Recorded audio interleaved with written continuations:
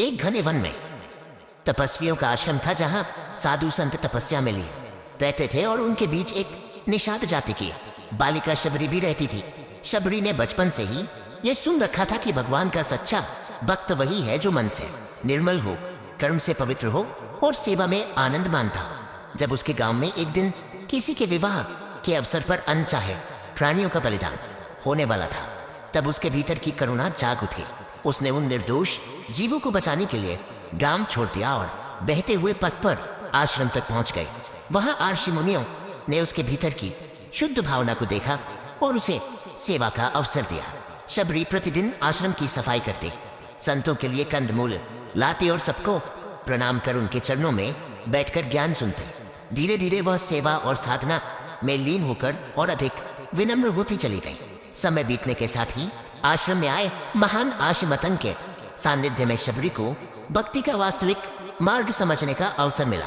आर्षि ने उसके मन का भाव पढ़कर ताकि एक दिन भगवान के अवतार श्री राम इसी मार्ग से होकर आएंगे और उसके हट पर पधारेंगे। यह सुनकर शबरी का जीवन एक ही लक्ष्य में परिवर्तित हो गया कि भगवान राम के आगमन के लिए वह अपने मन, घर और जीवन को पूर्ण रूप से तैयार रखे।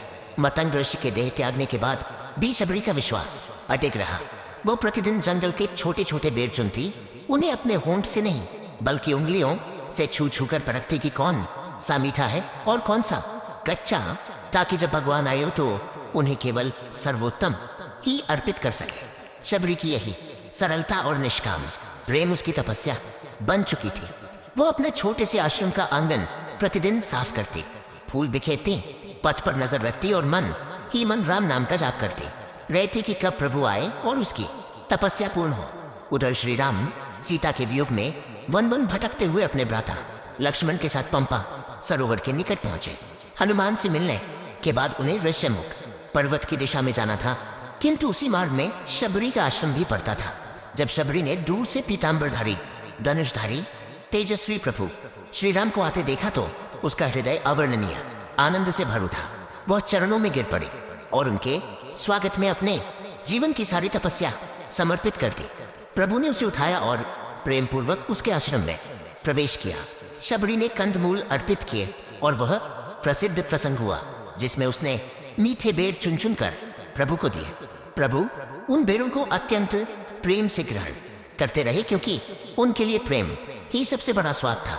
लक्ष्मण ने प्रारंभ में सोचा कि यह बेर पहले से छाटे गए हैं, परंतु राम ने मुस्कुराकर कहा कि इसमें शबरी के प्रेम का रस है जो किसी भी राजभोग से बढ़कर है। भगवान राम ने शबरी की भक्ति की प्रशंसा करते हुए कहा कि सच्ची भक्ति 7 रूपों में होती है: सत्संग तथा श्रवण, सेवा भाव, सरलता, दया, समता और नाम स्मरण। और शबरी ने इन सबको पूर्ण कर दिखाया है। उन्होंने उसे मोक्ष कहा है।